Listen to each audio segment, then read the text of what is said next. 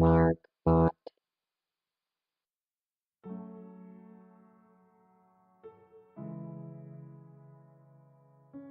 Here's a little more to the general story. When he first got serious, him staying over, essentially moving in, I was content with staying in the house for a while. But you know how the early romance goes. Stuck together like glue. Well, as time went on, I would go places alone. He would always end up making passing comments about where I'd been. I'd always just assumed he knew because his friends had seen me around or something. I didn't put too much thought into it.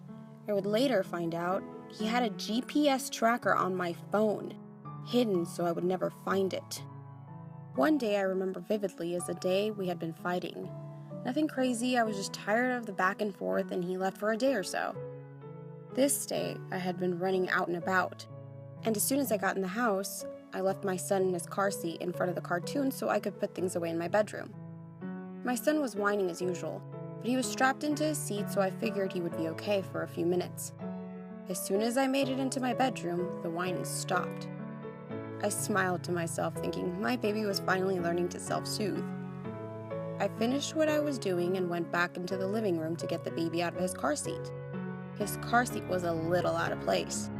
Not completely facing the other direction, but I could have sworn I left him directly facing towards the cartoons on the TV.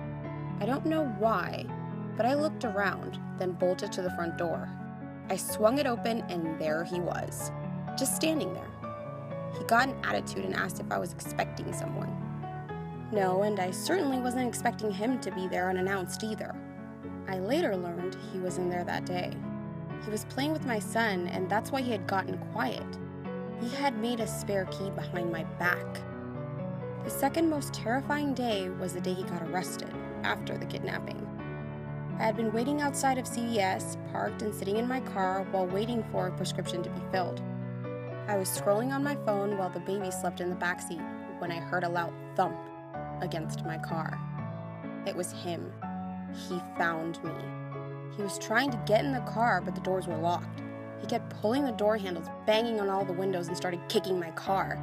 He had hidden a gun in my car, which I found shortly after the kidnapping and turned into the police, and he wanted it back in exchange for something of mine that he had.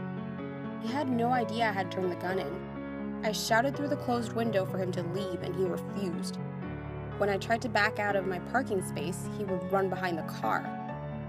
This time, I knew to call 911 before things escalated. The operator instructed me to do whatever I needed to get away. Luckily, he saw me on the phone and took off first. I stayed on the line and met with 2 police officers in a neighboring parking lot. They escorted me to the police station. I had never been there before. The last incident was in a different town. The officers in the last town promised me they would find him before he would cause any more trouble, but here I was. I felt defeated at this point. I had to park my car in the PD's garage so it would be concealed. They noted the damage on my car from all the kicking and punching. After that, I was led to a big conference room. Officers filed in and I gave them a quick rundown. They knew everything already. They had already spoken with the other officers from the other town. They all looked at me, confident they would be the ones to end this once and for all. I was skeptical. I felt like my ex was too good at this game. The day moved on, and me and my infant were stuck in that room.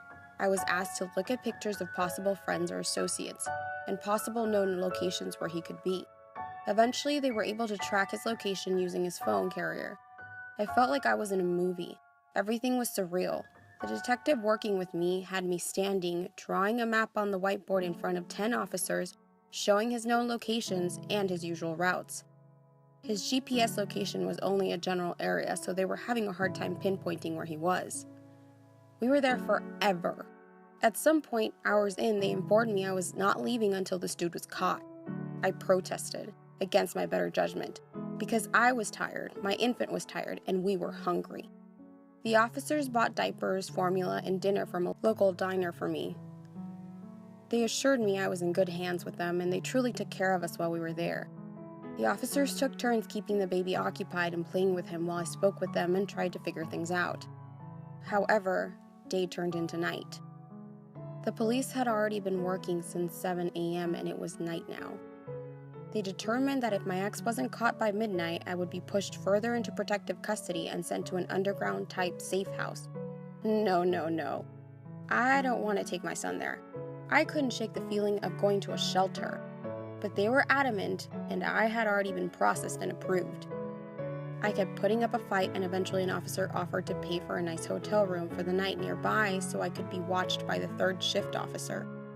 Now, in the midst of all of this, my ex had been nonstop texting me. He revealed his secrets: the GPS tracker, which the police tech guy had already found and disabled as soon as I set foot inside, making the spare key, just everything. I think he knew the end was coming. He tried to FaceTime me a few times, and I was forced to act normal and get in my car and FaceTime, pretending I was going for a late-night McDonald's run while trying to figure out where he was. It didn't work. I stormed back into the conference room crying. I just wanted this all to be over. I was tired. The officers were all tired too. We agreed to pick up again in the morning. I packed my stuff up and put the baby into his car seat. I asked an officer to get me some warm water so I can make a bottle.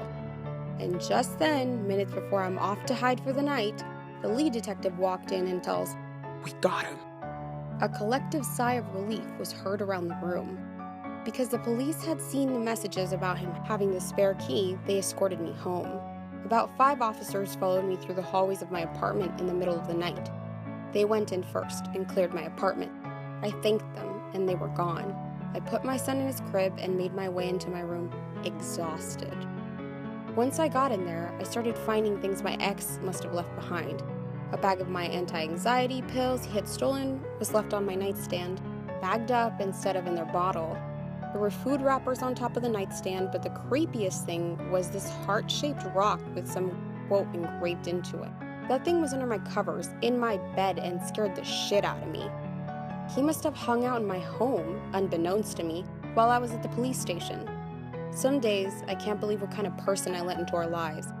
I cringe at the thought of what I put up with for so long. If you read my post history, I've talked about this dude hiding in my closets before just to spy on me. Though he is incarcerated right now, he received a very short sentence for a less severe charge with the help of a lawyer. So it's over for now, but deep down I feel like it's not over for good. In the meantime, I have been trying to move from where I live, and hopefully I will have somewhat of a new life before he is released.